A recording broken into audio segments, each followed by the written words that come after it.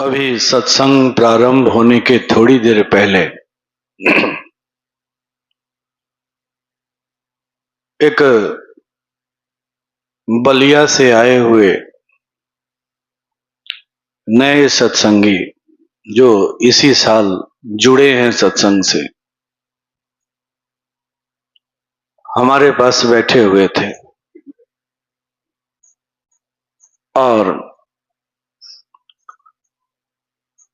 उनका एक अहम प्रश्न था। जैसा कि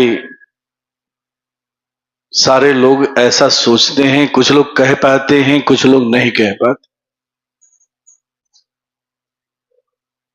प्रश्न यही था,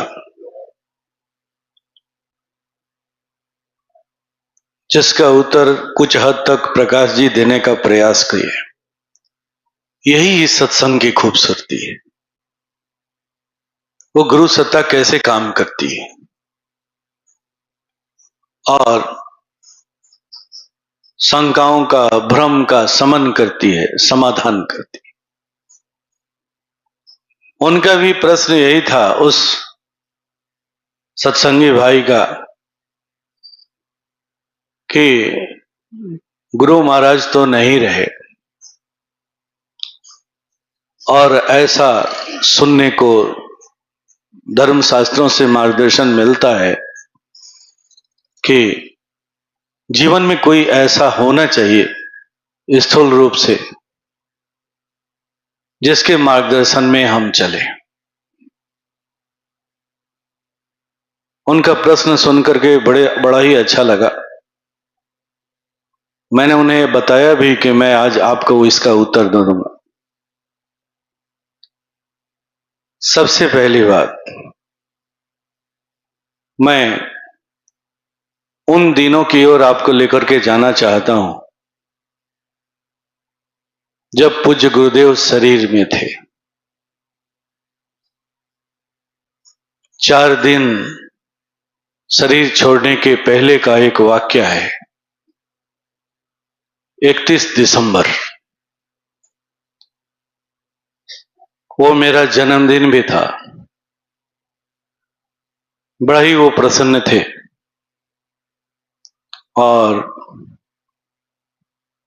पूज्य गुरु मां और पूज्य गुरुदेव के बीच एक वार्तालाप चल रही थी। बार बार वो अपनी इच्छा जाहिर कर रहे थे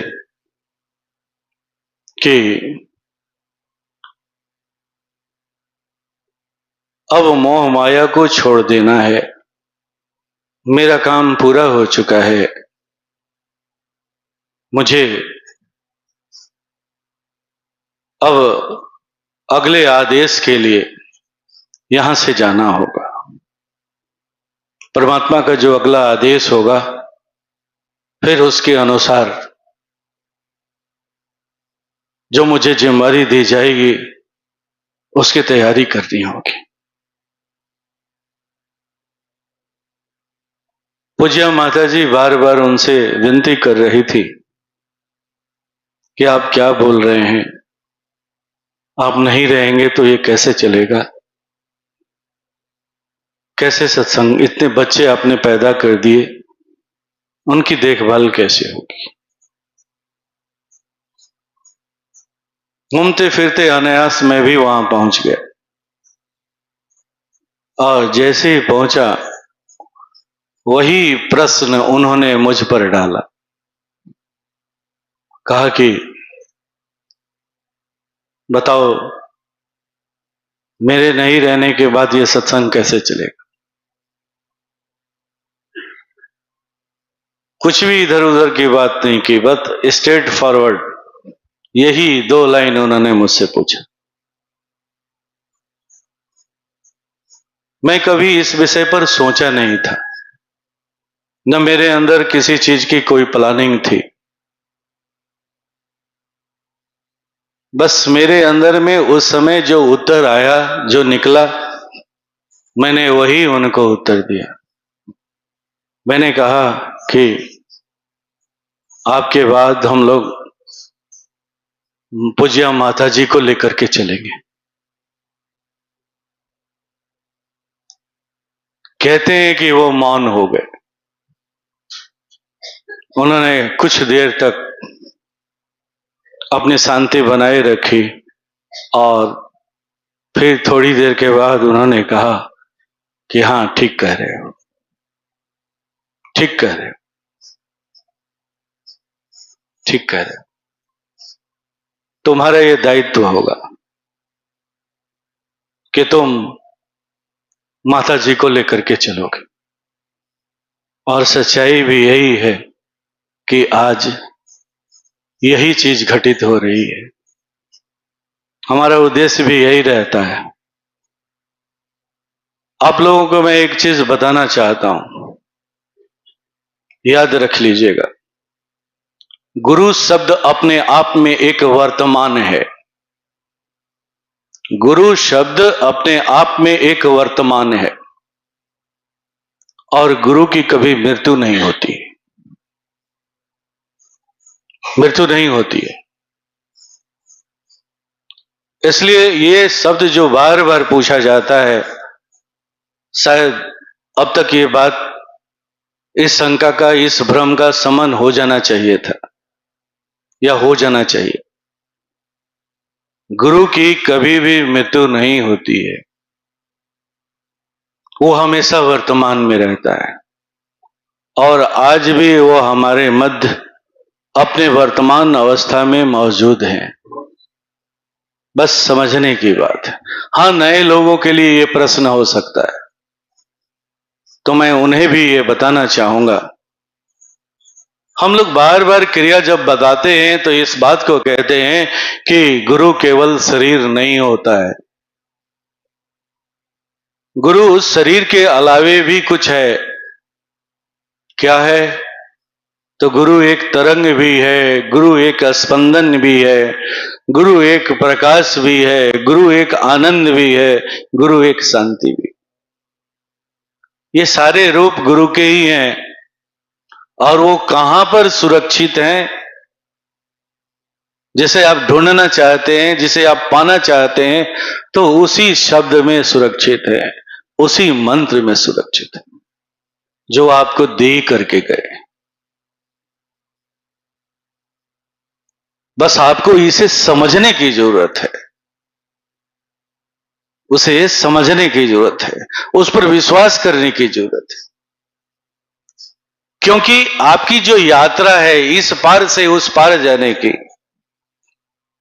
वो एकमात्र उसी में सामर्थ्य है वो यात्रा करा पाने में, और वरना किसी में, वो दूसरे में, किसी में वो सामर्थ्य नहीं है, किसी में सामर्थ्य। इस पार से उस पार ले जाने का सामर्थ्य अगर किसी में है तो उसी में है। इसलिए इसको लेकर के कोई भ्रम नहीं होना चाहिए। हाँ, ये आप जरूर कह सकते हैं कि उनके शरीर की अनुभूति नहीं हो रही है, तो परिवार में ऐसा होता है, पिता नहीं रहता है तो उस परिवार को मां लेकर के चलती है, सारी जिम्मेवारियां मां निभाती है, सबका पालन पोषण मां करती है। तो आप अगर कुछ संबंध बनाना चाहते हैं तो उनसे बनाएं, उस मां से बनाएं। और मेरे पास न जाने इसके कई ऐसे है, सैकड़ों उदाहरण हैं जो मुझे उनसे वो हर कुछ प्राप्त होता है जो पूज्य गुरुदेव से हुआ करता है। आप विश्वास करके आगे बढ़िए, अपना संबंध बनाएं, अपने मन की बातें करें, अपने समस्याओं को रखें। हो सकता है वो पूर्व पूज्य गुरुदेव की तरह आपके समस्याओं का समाधान तत्काल वो ना करें, वो मौन हो जाए मां, लेकिन जब आप वहां से जाएंगे तो आपका समाधान स्वतः ही हो जाएगा। ये परिवर्तन आपको देखने को, आपका समाधान स्वतः ही हो जाएगा। और मैंने ये भी देखा है, अनुभव करता हूं कि जिस सभा में वो मौजूद होती हैं, वो सभा में उनकी मौजूदगी ही काफी होती है। इसे हर साधक को समझना चाहिए। अगर आज आप नहीं समझेंगे तो फिर वही दशा होगी पूज्य गुरुदेव के जाने के बाद आप हाथ मिलते रह गए। कहते हैं कि मैं समझ नहीं पाया।